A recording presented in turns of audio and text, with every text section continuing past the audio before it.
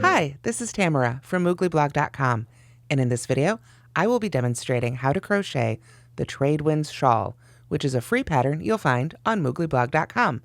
Please go to the link in the description. There you will find both right and left-handed video tutorials, as well as a link to the written pattern, links to the other video tutorials I may mention here today, and links to all the supplies you need. For this pattern, I will be using Red Heart Soft. To make this shawl, I used 2 balls, and then I also used 1 braid of Caron and Pantone bamboo. I used the Green Meadows colorway. This one is slightly different, but you can use whichever one you like. Before you get started with the shawl, you will need to take this apart and wind it into small balls. Each color gets its own little ball. I do have a demonstration of that in my Yarn Love video that I made on this yarn earlier. So you can go to the link for that at the link in the description if necessary. You'll also, of course, need a crochet hook, a USK 6.5 millimeter. This one is by Furls. I also recommend using stitch markers, and of course, at the end, you will need a needle to weave in your ends and scissors as you go to cut your yarn. So let's go ahead and get started with this shawl. All right, now I just mentioned that you'll need to take apart this braid and wind them into balls. When you wind each of those balls, you'll need to decide which one is going to be color 1, 2, 3, 4, and 5. When I made my Tradewinds shawl, I started with, I used the Green Meadow braid again, but sort of this darkest blue-green. I labeled that number 1, and then I just worked my way on up 2, 3, 4, and 5. But if you want to rearrange these or use them in a different order, you can label them whichever way you want. Just go ahead and label them because we'll need to use them as they're called for in the pattern so that we make sure we have enough of each color to do the various stripes. So now let's go ahead and take a look at the actual stitches. Now the basic instructions for the Tradewinds shawl are the same as for the Pixie Shawlette, which already has a video tutorial here on the Moogly YouTube channel and on mooglyblog.com. So right now I'm going to demonstrate how to get started with this one. Again, it starts the same way, but I also want to be able to demonstrate for you how I handle the color changes in this one, since the Pixie Shawlette was made with just 1 ball of a different yarn and a very different hook size and a very different weight. So let's go ahead and get started. We're going to begin row 1 with a magic circle. I do have a separate tutorial for this linked on, again, linked on this blog post at the link in the description and here on the YouTube channel. But very quickly, I'm going to take the end of the yarn and wrap it around my non-hook finger here twice towards me. Then I am going to go ahead and insert my hook under both of those loops, pull the back one just right under it, and then I'm essentially going to yarn over and pull through like for a slip stitch, but I'm not going to count it as a stitch. This just locks my 2 rings here together. Then I am going to make a chainless starting double crochet in the ring. This is my favorite double crochet substitute. If you don't like it, again, I do have a video tutorial for it, so you can check it out if you don't know it, but if you don't like it, you can just substitute a chain 3 or whatever you like to do for that first double crochet of a row or round. So to make it, I'm just going to pull my hook up high here, put my finger on top of that loop, yarn over with that loop, go right into the ring, yarn over, pull it through, yarn over again, pull through 2, very carefully, there we go, and pull through those last 2 to finish the stitch. 1 and 2. There we go. So that will count as my first double crochet of row 1. Then I'm going to go back and make 2 double crochets in that ring again, making sure to go under both of those loops. So here is 1. There we go. And there's 2. And after I make this one, I'll be able to go ahead and pull my finger out of the ring. These stitches will hold it open and in place. And this is important. Normally when you're making a magic ring and you've finished all the stitches you make in it, you go ahead and pull that end to pull it closed.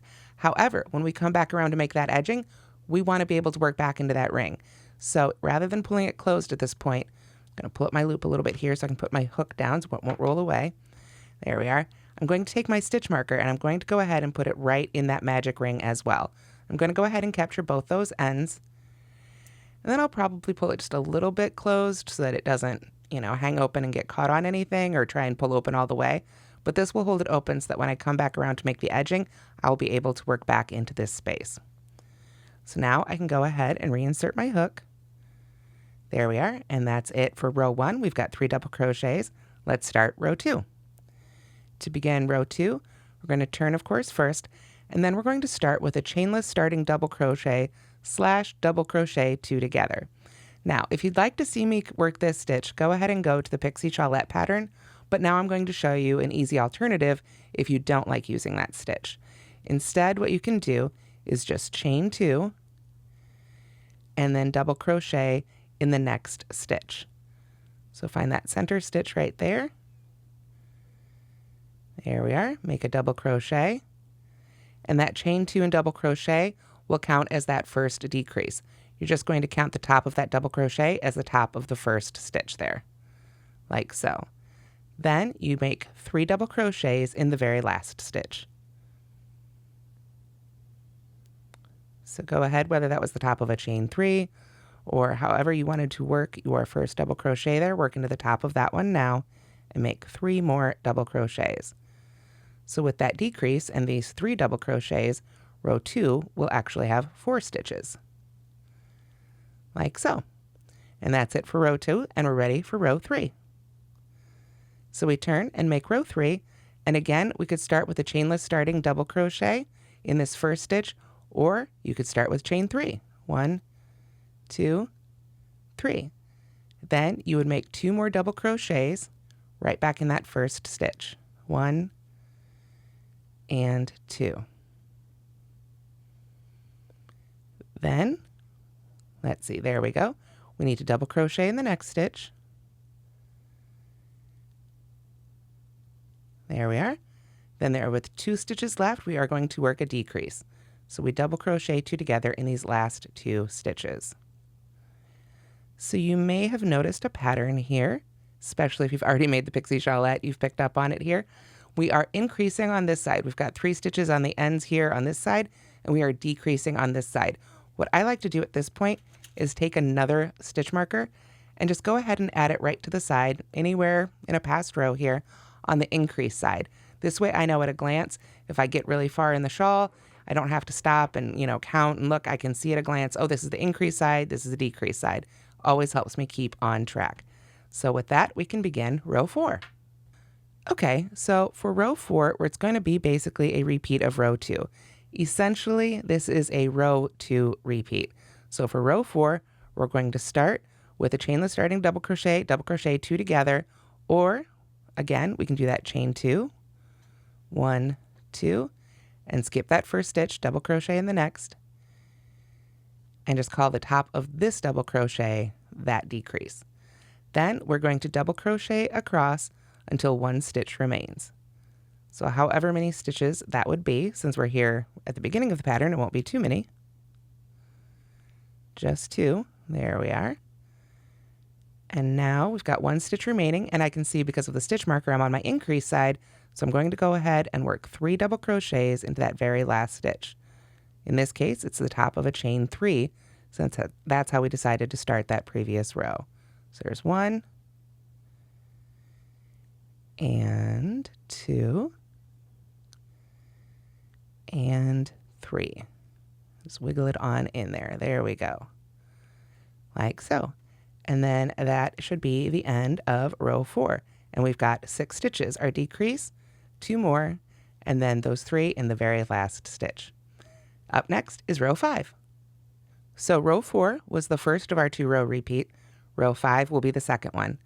Again, we could start with a chainless starting double crochet, or you could start with a chain 3, 2, 3, and then 2 more double crochets right back in that first stitch because we're on our increase side. So there is 1 and 2, like so. Then we simply double crochet across until 2 stitches remain. So 1 double crochet in each stitch until 2 stitches remain.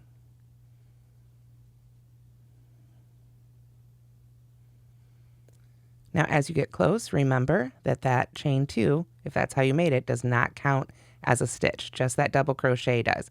So we've got just 2 left, so we're going to go ahead and double crochet 2 together right there. So there's the first leg of that one, go into that second one right there, and work our decrease like so. Come on through, hook. It wants to get caught. There we go. So that's the end of row 5, and you should have 7 stitches. So as you may have also noticed, every row of this pattern will go up by 1 stitch. Although the mesh rows, of course, mess with that a little bit, but overall, it's always going up by 1 stitch. So rows 4 and 5 are our basic repeat. Increase on this side, decrease on that side. And that's how all our solid rows are made. So rows 6 and 7 would be exactly the same, just going up again by 1. You would end up netting 1 more stitch with each row. So after rows 6 and 7, you would go ahead and break color A. So I'm going to repeat these now, and then we'll get ready to add our Caron and Pantone colors. Okay, so after you have finished the first 7 rows, then it's time to break color A. In this case, this is the Red Heart Soft. So I'm going to go ahead and cut the yarn, leaving at least 6 inches so I can weave that tail in later. Then it's time to pull up our first color, our color B1.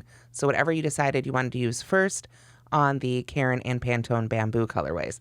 Now, since we're changing colors, we could finish off this stitch with the new color and then begin from there.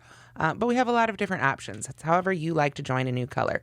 Personally, I like to go ahead and just pull that one through with that finished stitch and then use a standing join rather to begin the next row. But you can join with a slip stitch, however you like to do it. I will go ahead and demonstrate my favorite way now. Now, since we're beginning with a decrease row, you can see we've got our stitch marker over here. We're increasing, and so this is our decrease side. So since we're starting there, we're going to start with a decrease. So you could join and chain 2 and then double crochet in the next one if that's the way you've been doing it. Or if you're doing the chainless starting ones, you can do that in a standing way by holding on to the end of this stitch here, yarn over twice, go right in that first stitch, yarn over and pull up a loop, yarn over and pull through 2, then yarn over again, go into the next stitch, pull up a loop, yarn over and pull through 2, then yarn over and pull through those 2 loops and the loop that you're still holding on to there with your hand. So that's another way to do that decrease. You can do it however you would like. After that, though, it's basically a row 4 repeat. We double crochet across until we get to that last stitch. Let's see, after I make this next one, I'm going to go ahead and drop that end. And then when in that last stitch, we'll work 3 double crochets. So I will see you at the end of row 8. All right, so essentially row 8 was a repeat of row 4. Decrease at the beginning, 3 at the end. The only difference is we've switched yarns to our Caron and Pantone yarn. So now we're ready for row 9. And this is going to be our mesh row. So we're going to start again with a chainless starting double crochet or a chain 3. So for the sake of time, let's go ahead and make a chain 3. So that counts as our first double crochet. Then we need to chain 1 for a chain 1 space. Oops, there we go. And then we're going to double crochet right back in that first stitch. Now, why do we do that? Here, let me finish the stitch here. There we go. You can see we are on our increase side. So normally we would have worked 3 double crochets right into that first stitch, or a chain 3 and 2 double crochets, however you like to do it. But we've taken out that middle one and replaced it with a chain 1. So now we continue on across this row by chain 1, skip 1, double crochet in the next. And that will be our repeat until we get to those last 2 stitches. So chain 1, skip 1, double crochet in the next. Just like so. Let's do that one more time together.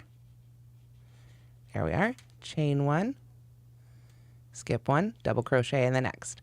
So like I say, just continue that all the way across until actually 3 stitches remain. Oh, and here we are. Because this is the beginning, we're already at our 3 stitches. So I said that repeat was chain 1, skip 1, double crochet in the next, and I did that. Then after you've done that, we chain 1 more, then we skip that one. So really there's those 2 stitches left here at the end, and those are going to be a decrease because this is our decrease side. So we go in the first one of those and stop with 2 loops left on the hook, yarn over, and because this was a standing stitch, I've got to enclose this little tail end here as part of that top V. So I'll go under that as well as the second half of it right here. Like so. Just treat it like it was the top of a normal stitch. We can weave that end in later. With 3 loops left on the hook, we yarn over and pull through all 3. Give Give that a little tug down. Like I say, when we weave that in, we can make sure it looks good. And that is our basic mesh row. So now we can begin row 10. Row 10, we are going to chainless starting double crochet 2 together because it's a decrease side, or do the chain 2 and double crochet. So let's do a chain 2 and then double crochet. And that double crochet is going to go right in that chain 1 space, because remember, this was a decrease right here. It only counts as 1 stitch. So we've got our chain 2, then we go right in that chain 1 space. And now we've got our new decrease right there. After that, we're just going to double crochet in each stitch and each chain space until we get to the end. So right in that stitch, and then right in that chain space. Right in the next stitch. Let's see, there we go. And then right in that chain space. All the way until we get to that very last stitch. The one that's easiest to miss is that chain 1 space right in between the 2 stitches there, worked in the first stitch. So we're almost there, so we want to make sure to work in this one right here. And then again, don't miss this chain 1 space hanging out right there before that last stitch. So then in that last stitch, whether it is a chainless starting double crochet or however you like to do it, top of the chain 3, that's where we'll put our 3 double crochets, because we're back on our increase side. Now obviously we have left that little stitch marker behind quite a ways, so as you work you can definitely pull that up, move it up along the side here so you can always see it for easy reference. So there's 2,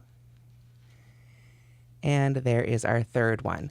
And with that, we are done with our color B1 for this stripe. So we go ahead and put that down. We pull up our scissors and break that yarn again. Again, just leave about 6 inches so you can weave in that end later. And then we are ready to go back to our color A. Now at this point, you've made basically all the rows of this pattern. We come back in with color A, and then we just repeat row 9 again. We're basically just working back and forth in those solid colors. And then when we get to the next section of stripes for color B2, we're going to switch to that. Basically, you just keep going through rows 4 through 13, and 11, 12, and 13 are just more solid rows of color A. 4 through 13 7 times, and you'll cycle through colors B2, B3, B4, B5, then B4, then B3, and then end on a row 5 repeat before we don't do quite as many rows of solid in between the mesh. Now I know that sounds confusing, but in the written pattern, like I say, you've already made all these rows. It's just repeats with different colors. So let's go ahead and take another look at the finished shawl. Okay, so let's walk through the finished shawl all the way. We've got our first 7 rows here, and then 8, 9, and 10 in our B1. Then, like I said, 11, 12, and 13 are exactly the same as, it's just rows 5, 4, 5, essentially, back and forth in rows.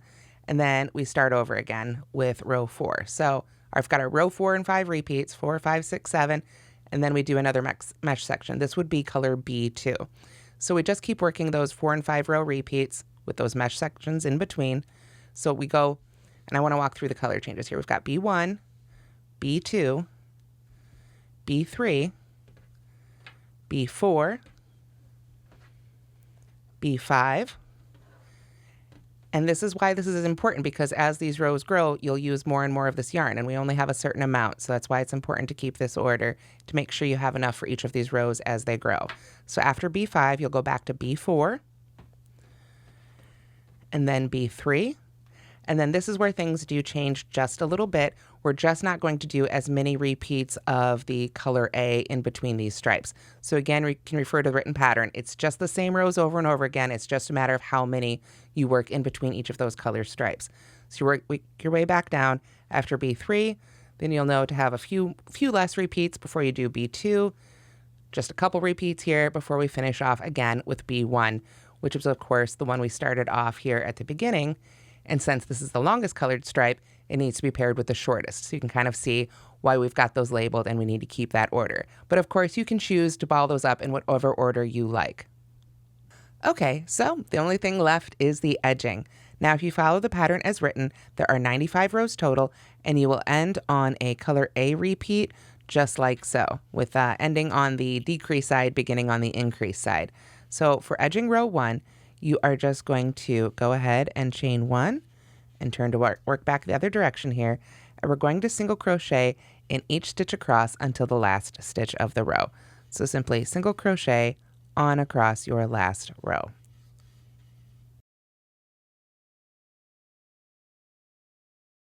All right, so I have 1 stitch left remaining here. So what I want to do is work a single crochet, just like the other ones. There we are, then a chain 1, and then another single crochet right back in that last stitch. And this will help bring us around the corner, so now we can work along this edge of our shawl. So what we want to do along the edge here is chain 2, 1, 2, and then single crochet in the top of the next row. So don't work into the side necessarily of this row, and because we worked into this top of this one, we're going to skip this one. Just jump right on down here and work a single crochet right into the side of that top of that first row, right where that stitch is joined. Now, if I had woven in these ends properly, there we go. That stitch would be a lot tighter. It wouldn't be all gappy like that. But that is how we're going to work down the side. Essentially, chain 2, oops, get a grip on my hook here. There we go. Skip that side of the row, jump down here to the top of that next stitch there, right along the side. Now, I really like this one. It gives just a really slightly different look. I think it gives it a really nice and even look. You don't have to worry about trying to decide whether or not you want to split those stitches or how you want to do it. You're working into a hole that's kind of ready and waiting for you right there. So it just makes it a little bit smoother, I think, way to work along an edge, especially one like this, which has a little bit of a curve to it. So we're just going to continue doing this right along the side. If you prefer a different edging method, of course, you can use your preferred one, but this is what I used for this pattern. Pull up a little bit more yarn there. There we go. And just keep working on down. Okay, so I did the chain 2 and single crochet right along that edge. I did go ahead and pull out that stitch marker, get it out of the way. But this brings us back down to the point, and this is where you're going to be happy you had that stitch marker in your magic circle. We want to work back in the magic circle. You can see I had a chain 2 in the row above here at the top of that row. But now I'm just going to go right into that magic circle. And again, I'm going to try and work over both of those tails because I do want to pull this closed when I'm done. And here I will work a single crochet. I'm going right into that magic circle ring again. So there's a single crochet, chain 1, and single crochet right in that magic circle. So with that, then we can go ahead and take that stitch marker out, and then we'll be able to pull that magic ring, or magic circle rather, completely closed. So that'll be nice and closed up now for the rest of the pattern. Then we're just going to continue to work the same way up along the other side here with a chain 2. Skip that first row, work into that top where the 2 rows meet, that sort of stitch into the top of the row there, and just chain 2 and work into the top of the next row all the way around this other curve until we get back to the beginning. Okay, so after you've worked up that final side of the shawl and we've made that last chain 2, we're going to go ahead and single crochet into the same stitch that the first stitch of this round was worked into. That first single crochet, we want to go right back in that stitch with another single crochet and then chain 1, and then we can join to that first single crochet made. So now we've got our corner made, our little chain 1 corner made right there too. So then we're ready to begin edging round 2. We're going to start with a chain 1, and then we are going to single crochet and chain 1 in each stitch around. So in the next stitch, you single crochet and chain 1. Next stitch, single crochet, chain 1. So even though we're chaining 1, we're not skipping anything. This creates just a little bit of texture here right along the edge. So single crochet, chain 1, single crochet, oops, there we are, chain 1. So you can see it just gives us not quite a scallop, but a really neat looking edge with just a little bit more interest and texture to it. So I'm going to keep doing that here until I get to the corner so I can show you how we handle those as well as the sides. Okay, so when you get to that chain 1 corner space, we are going to go into that chain 1 and work a single crochet, chain 1, single crochet, chain 1. Then it's time to work along the sides, and we'll handle these both the same way, whether it's the increase side or the decrease side. When you come to a single crochet, just work a single crochet and chain 1.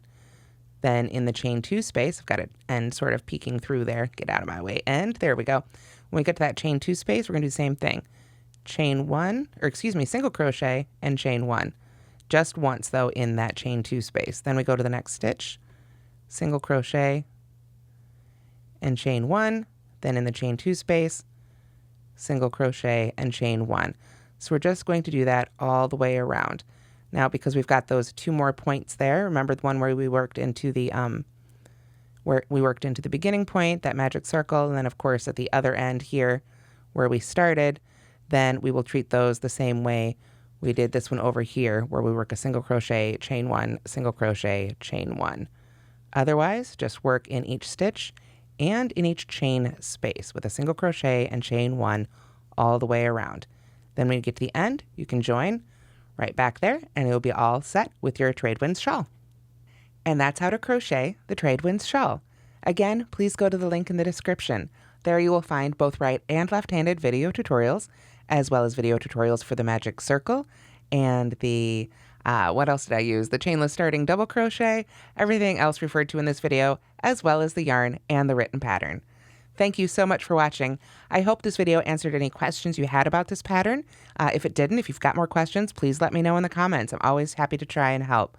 If you did like this video, please give it a thumbs up, and please do subscribe to the Moogly YouTube channel. It really helps us out.